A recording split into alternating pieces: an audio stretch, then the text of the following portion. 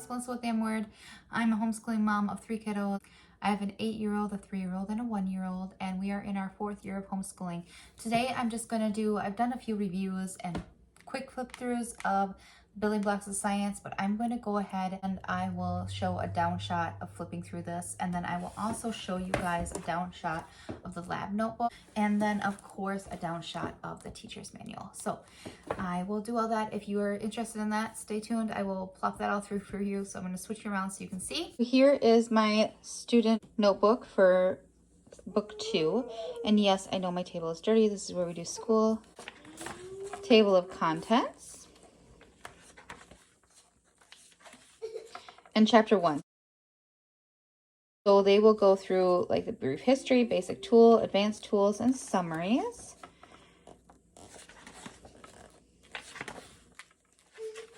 And then in chapter 2, they go into the chemist toolbox, explaining, a brief history, basic chemistry tools, advanced tools, the acids and bases in chapter 3. And acids and bases react.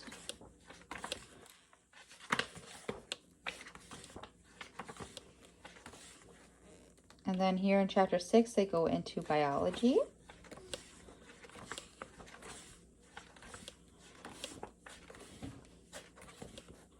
Fungi and molds. And then we move into physics.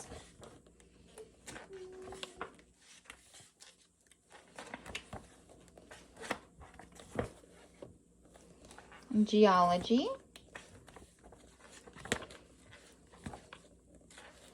and last but not least, they go into astronomy.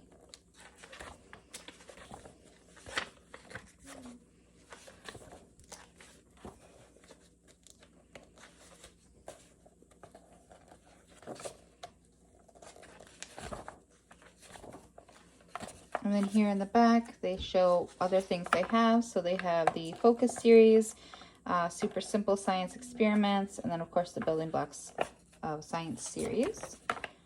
And that is everything there. So it just literally ends the book with a little ad at the end.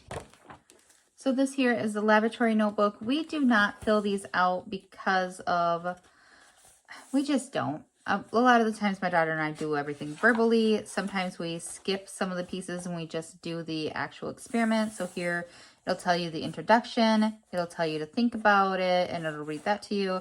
And then it'll say, draw what you think the back of a butterfly's wing or other bugs would look like. Then there's the observe a butterfly wing by looking at it, record what you see, take the magnifying glass and observe the butterfly or bug's wing, record what you see and include any new details. What did you discover? Why? And then the just for fun, if there's a microscope, you can use observe the butterfly or wings in the microscope. So you don't have to do this section. Honestly, we don't do all of this anyways. A lot of the times, I know for this specific experiment, when we did this, I read the introduction, I read the think about it, I skipped the draw part, and I said, I had her, while we were looking at a butterfly wing, tell me what she could see and how it was working. Now, all of these pages are very similar in this nature. It just is the experiments for your child. It goes through the information you would need to do any of the experiments in here.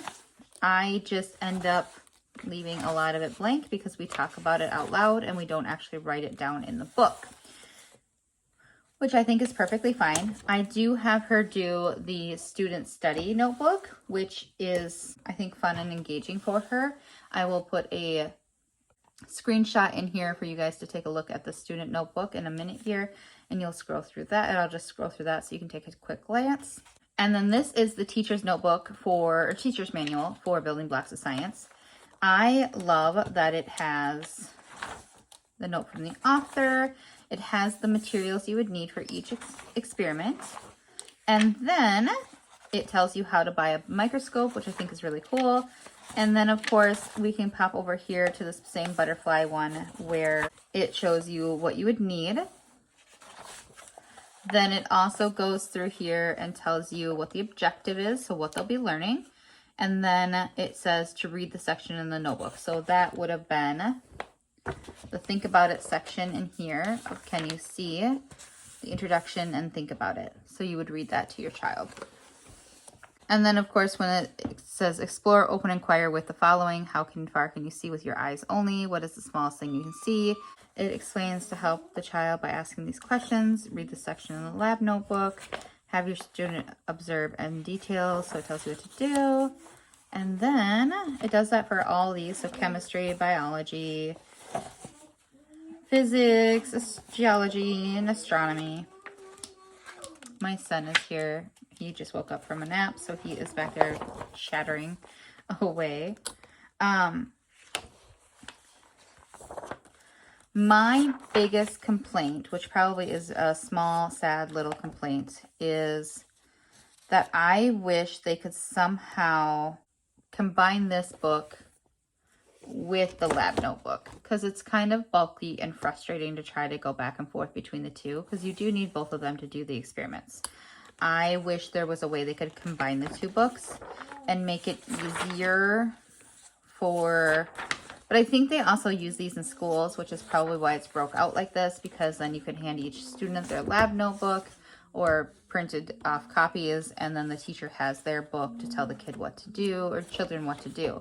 But as a homeschooler, I would much prefer these two books to be combined in a way and make it less bulky and less books, or even combine all three books somehow, making it even less bulky for me. And that would be preferred than trying to have to keep track of 3 books, or when we're doing experiments, I have to keep 2 books open, which is my only downside at all to this entire curriculum. I love this curriculum. I think it's engaging, it's fun, and it has all the information that I want my child to learn about science. I enjoy the book. I think it's fun, engaging. My children love it. Okay, so that was everything in the Building Blocks of Science as a down shot, so you can see through the pages and look at them yourself. If you have any questions for me, please leave them in the comments below. I will leave a link to Building Blocks of Science and Timber Doodle below as well. And I really appreciate you watching. Thank you so much. I'll talk to you next time.